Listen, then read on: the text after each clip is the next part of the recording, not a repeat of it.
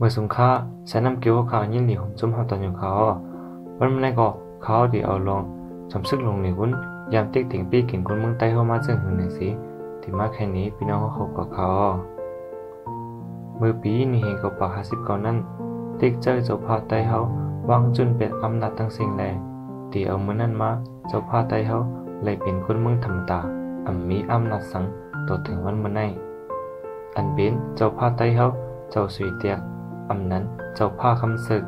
เจ้าผ้ายองหุยก็อันไรเป็นจำจึงมือหุ่มตุ่มยำมาก็หูแหกนั้นก็อันดักสุดนั้นก็ได้ถูกตั้งในวุ้นที่ยอกขังขอกสีในลู่เสียงกำก่อนนักขอกอินจริงเมื่อเลือนนูนเปิดเศร้าอีกวัน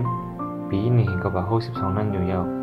มือพ้องในวุ้นหิมซิมอำลาอยู่นั่นถึงมาวันที่2เดือนมาปีนี้เห็นกับ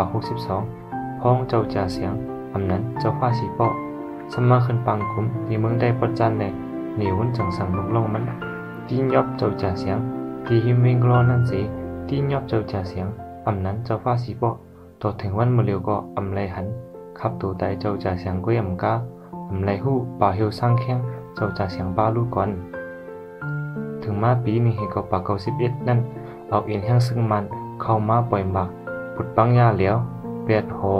เจ้าฟ้ากิ้งตุงนั้นโหลงกิ้งตุงอันยังอย่าแลอันมีห่างฝั่งห่างนี้ในเมืองใต้เฮานั่นอยู่ยาวเจ้าผ้าใต้เฮาโหนาใต้เฮาห่างโหแลวัดว่าพาสื่อในเมืองใต้เฮา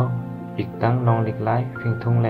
ปืนใต้เฮาจะในก็ได้ถูกย่าลู่เหลือเป็ดตั้งนำตั้งลายอยู่ยาวจึงเมืองใต้นั้นชั้นปีไหนก็หนีวุ่นปีนเฮ็ดปินจีเมืองใต้นั้นชั้นปีไหนสิเคยอยู่ฝ่ายเตอเมืองมันอยู่ฝ่ายได้อำนาจซึ่งมันอยู่ยาวเรื่องนั้นแหละที่ลักเสาหินบางลงนั่นมือลุงไล่มือหลีกห่มหมายบางลงนั่นเตรียมไว้ว่าต้องด้านผีมาผู้ป้องเยสาทุกเจ้าแต่ไหนนั่นก็เป็นเฮ็ดเป็น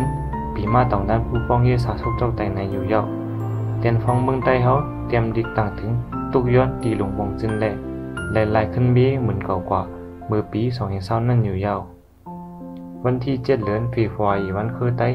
นั้นชาในมิวตานี่นั่นก็หนีวุ่นเรียกลายเป็นชั้นปินเนนี่วันจีเมืองใต้ไหนอยู่ยาวจื้อในเป็นปืนหางห้หลงอันสมซึกหลงหนีวุ้นคิดให้ตีคนเมืองใต้เฮามาไหนพี่น้องใต้เฮาหลู่พูดถึงกันกูก็เลยถูกดีลืมเปียดปืนเป่งเปิงลุงอันในตีลา